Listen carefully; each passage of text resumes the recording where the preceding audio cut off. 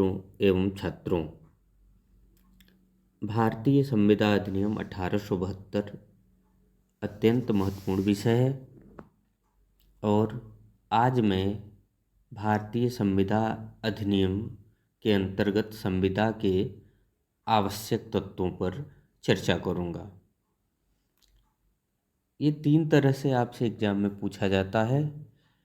आपसे पूछा जाएगा भारतीय संविदा के आवश्यक तत्व क्या है। एलिमेंट्स ऑफ कॉन्ट्रैक्ट आपसे पूछा जाएगा या पूछा जाएगा सभी संविदा करार हैं लेकिन सभी करार संविदा नहीं है। All contracts are agreement but all agreements are not contract. या पूछा जाएगा कब करार विधि द्वारा प्रवर्तित होगा, when an agreement enforceable by law.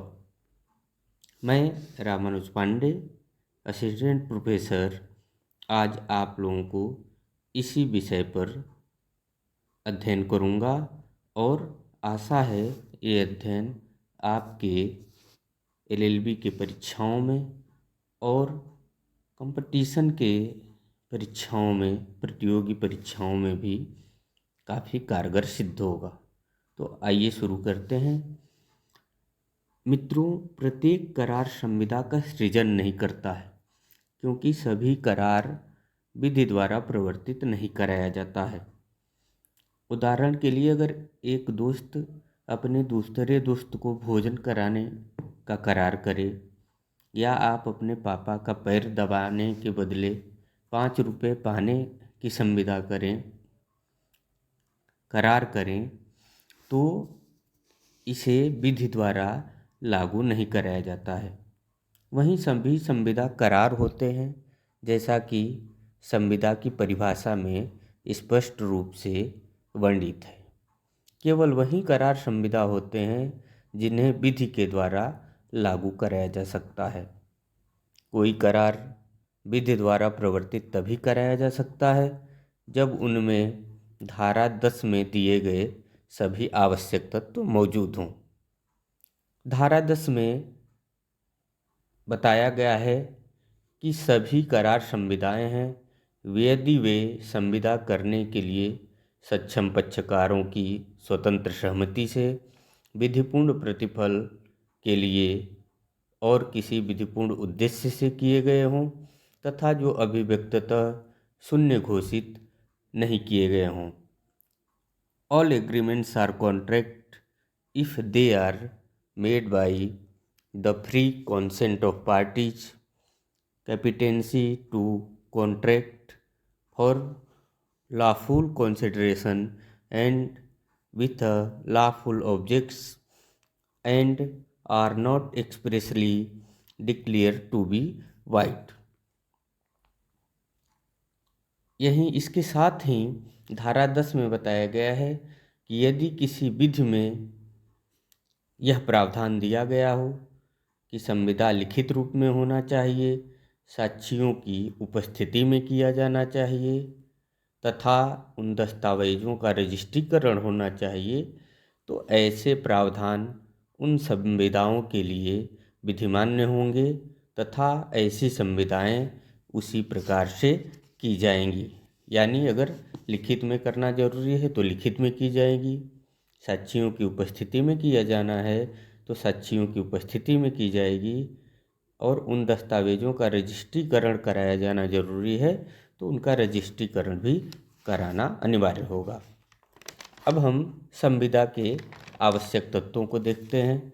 तो संविदा के लिए आवश्यक तत्व हैं सक्षम पक्षकार, नंबर 2 स्वतंत्र सहमति, नंबर 3 विधिपूर्ण प्रतिफल, नंबर 4 विधिपूर्ण उद्देश्य और नंबर 5 अभिव्यक्त रूप से शून्य घोषित न हो। यानी competency to parties, free consent, lawful consideration, lawful objects, not expressly declare to be void. अब हम नंबर 1 पे आते हैं, पक्षकारों की सक्षमता, कैपिटेंसी ऑफ पार्टीज। तो पक्षकारों की सक्षमता के बारे में भारतीय संविदा अधिनियम की धारा 11 में दिया गया है। इसमें कहा गया है कि जो संविदा के 2 या 2 से अधिक पक्षकार होंगे उनका वयस्क होना जरूरी है, स्वचित होना जरूरी है और संविदा करने के लिए उन्हें अयोग्य घोषित न किया गया हो।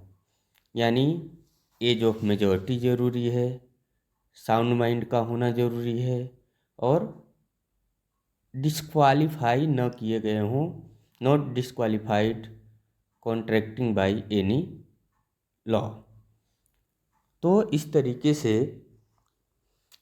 हम देखते हैं कि सक्षम पक्षकारों के होने पर ही करार संविदा हो सकता है। अब दूसरा पॉइंट है स्वतंत्र सहमति, फ्री कॉन्सेंट। तो सेक्शन 13 में धारा 13 में सहमति को परिभाषित किया गया है। कॉन्सेंट क्या है? तो जहाँ 2 या 2 से अधिक व्यक्ति सहमत हुए कहे जाते हैं जब वे किसी एक बात पर एक ही भाव में सहमत हों, यानी सेम थिंग्स और सेम सेंस होना जरूरी है। वहीं धारा 14 में स्वतंत्र सहमति के बारे में बताया गया है।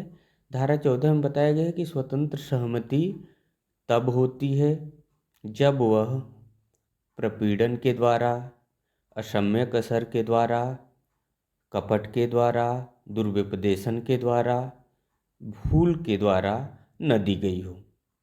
प्रपीड़न यानी कोरिजन सेक्शन 15 में, अनड्यू इन्फ्लुएंस सेक्शन 16 में, फ्रॉड सेक्शन 17 में, मिसरिप्रेजेंटेशन सेक्शन 18 में और मिस्टेक सेक्शन 20 में दिया गया है। तो अगर धारा 15, धारा 16, धारा 17, धारा 18 और धारा 20 के अंतर्गत सहमति दी जाती है तो ऐसी सहमति स्वतंत्र सहमति नहीं कही जाएगी। जैसे कि अगर किसी व्यक्ति को रिवाल्वर लगाकर उसकी सहमति ली जाती है तो ऐसी सहमति स्वतंत्र सहमति नहीं होनी चाहिए। सहमति हमेशा फ्री, फेयर एंड फियरलेस होना चाहिए। अगले पॉइंट पे आते हैं, विधिपूर्ण प्रतिफल एवं विधिपूर्ण उद्देश्य।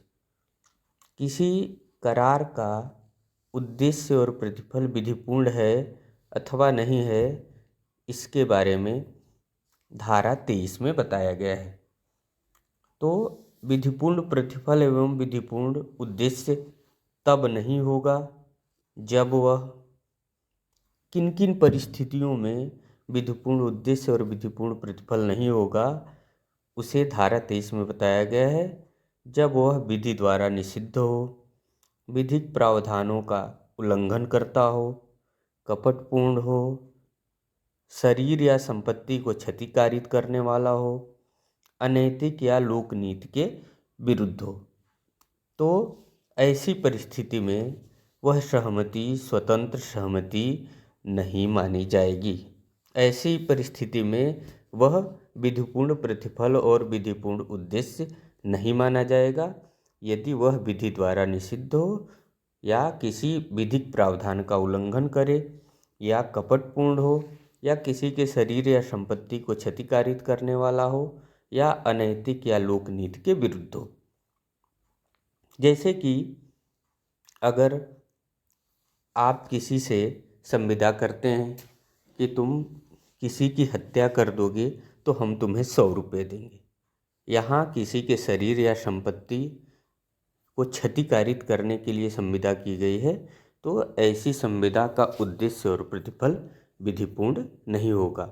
उसी तरीके से अगर आप कहते हैं कि हमारे बच्चे को खरीद लोगे तो हम तुम्हें 100 रुपये देंगे, या कोई कहता है कि तुम अपने बच्चे को बेचोगे तो हम 100 रुपये देंगे, तो यह लोक नीति के विरुद्ध है या अनैतिक है। बच्चे की खरीद बिक्री विधि द्वारा निषिद्ध भी है। तो ऐसी परिस्थिति में उस करार का उद्देश्य और प्रतिफल विधिपूर्ण नहीं माना जाएगा। अब अंतिम पॉइंट है, अभिव्यक्त रूप से शून्य घोषित न किया गया, not expressly declare to be void. तो यदि भारतीय संविदा अधिनियम में जिन करारों को शून्य घोषित कर दिया गया है, ऐसे करार संविदा नहीं होते हैं। तो अ, कुछ कुछ धाराओं में करारों को शून्य घोषित किया गया है, जिसकी चर्चा अभी मैं करूँगा। सबसे पहले धारा 20, दोनों पक्षकारों के तथ्य की भूल, बोथ पार्टीज अंडर मिस्टेक। अगर दोनों पक्षकार तथ्य की भूल में हैं तो किया गया करार शून्य होगा, वह संविदा नहीं होगा। जैसे दो पक्षकार आपस में करार करते हैं, एक पक्षकार दूसरे से कहता है कि हिंद महासागर में जो हमारी जहाज़ आ रही है, अगर किनारे पे आ जाएगी तो हम तुम्हें 100 रुपये में उसे 1 दिन के लिए किराए पर दे देंगे। अब दोनों को पता नहीं है कि वह जहाज़ हिंद महासागर में डूब चुकी है, तो तथ्य की भूल में ऐसा करार किया गया। दोनों नहीं जानते थे कि डूब चुकी है, तो किया गया करार शून्य होगा। वहीं धारा 25, प्रतिफल के बिना किया गया करार, एग्रीमेंट्स विदाउट कंसिडरेशन। अगर प्रतिफल के बिना कोई करार किया जाता है तो किया गया करार शून्य होगा, वह संविदा नहीं होगी। जैसे ए बी से कहता है हम तुम्हें 1000 रुपये देंगे, उसके बदले कुछ लेगा नहीं, केवल 1000 रुपये ए बी को देने का करार करता है, तो किया गया करार शून्य होगा, वो संविदा नहीं होगी। वहीं धारा 26 में विवाह अवरोधक करार, एग्रीमेंट रेस्ट्रेन ऑफ मैरिज। अगर विवाह को रोकने का कोई करार किया जाता है तो किया गया करार शून्य होगा, वह संविदा नहीं होगी। जैसे ए बी से कहता है कि हम तुम्हें 100 रुपये देंगे अगर तुम आजीवन विवाह नहीं करोगे, तो ऐसा किया गया करार शून्य होगा। लेकिन ध्यान रहे, अवयस्कों के विवाह को रोकने का करार वैध होता है। जैसे एक व्यक्ति दूसरे से कहता है कि हम तुम्हें 100 रुपये देंगे अगर तुम अपने बच्चे का 18 वर्ष से पहले विवाह नहीं करोगे, तो ऐसा किया गया करार वैध होगा। धारा 27, व्यापार अवरोधक करार शून्य होता है। अगर किसी व्यापार को रोकने के लिए करार किया जाता है तो ऐसा करार भारतीय संविदा अधिनियम की धारा 27 के अंतर्गत शून्य होगा। जैसे एक व्यक्ति दूसरे से कहता है कि तुम अपने पान की दुकान पूरे भारत में नहीं लगाओगे तो मैं 100 रुपये दूंगा। ऐसे में उसके व्यापार को रोकने का करार किया जाता है और ऐसा करार शून्य होगा, वह संविदा के रूप में लागू नहीं की जाएगी, क्योंकि भारतीय संविधान के अनुच्छेद 19 में भी व्यापार करने की स्वतंत्रता दी गई है। वहीं आगे सेक्शन 28 विधिक कार्रवाइयों को रोकने का करार शून्य होता है। अगर विधिक कार्रवाई को रोकने के लिए करार किया जाता है तो ऐसा करार भी शून्य होता है। जैसे कि एक व्यक्ति आपके पैर को मारकर तोड़ देता है, आप FIR कराने जाते हैं या न्यायालय में वाद लाने जाते हैं, तो आपसे करार करता है कि अगर तुम न्यायालय में वाद नहीं लाओगे तो हम तुम्हें 500 रुपये देंगे।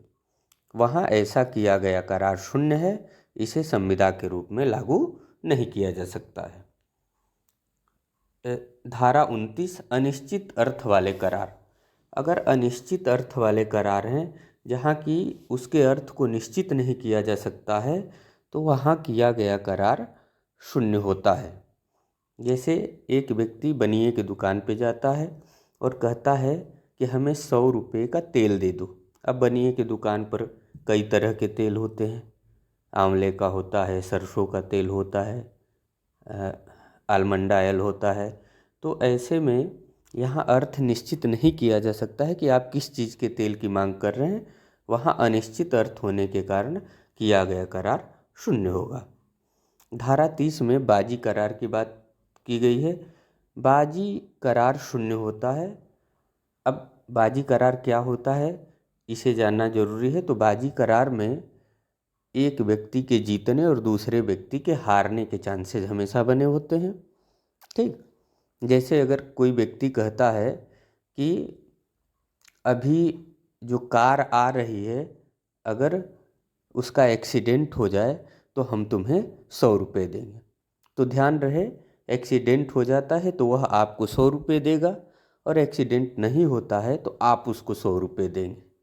तो बाजी करार ऐसी घटना पे आधारित होती है जो अनिश्चित घटना होती है, और जो दोनों पक्षकारों में से किसी के हाथ में नहीं घटना होती है कि वह उस घटना को घटित कर दे, और जिसमें दोनों पक्षकारों में से किसी एक के जीतने और दूसरे के हारने के चांस हमेशा बने होते हैं। अंतिम है असंभव करार। तो अगर असंभव करार करने के लिए अगर कोई करार किया जाता है तो वह संविदा नहीं होती है, और ऐसा करार शून्य होता है। जैसे एक व्यक्ति दूसरे से कहता है कि अगर तुम हमें 5,000 रुपये दोगे तो हम चांद तारे तोड़ कर लाएंगे, तो ऐसा किया गया करार शून्य होगा, वो संविदा के रूप में लागू नहीं की जा सकती है। जैसे एक व्यक्ति कहता है हमें 100 रुपये दोगे तो हम ज़मीन से खजाना ढूंढ कर निकाल देंगे। चूँकि ये असंभव कार्य है, चांद तारा तोड़ लाना भी असंभव कार्य है और ज़मीन से खजाना निकालना भी असंभव कार्य है, इसलिए किया गया करार ये शून्य होगा, संविदा के रूप में लागू नहीं की जा सकती है।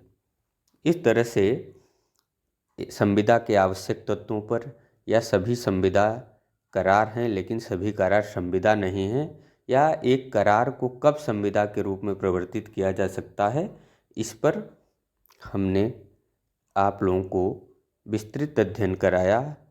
मुझे पूरा विश्वास है कि आप लोगों को मेरी पूरी बातें समझ में आई होंगी। यदि आपको पूरी बातें समझ में आई हों तो आप इस चैनल को सब्सक्राइब करें और लाइक कर अपना विचार, अपना कमेंट ज़रूर दें। धन्यवाद।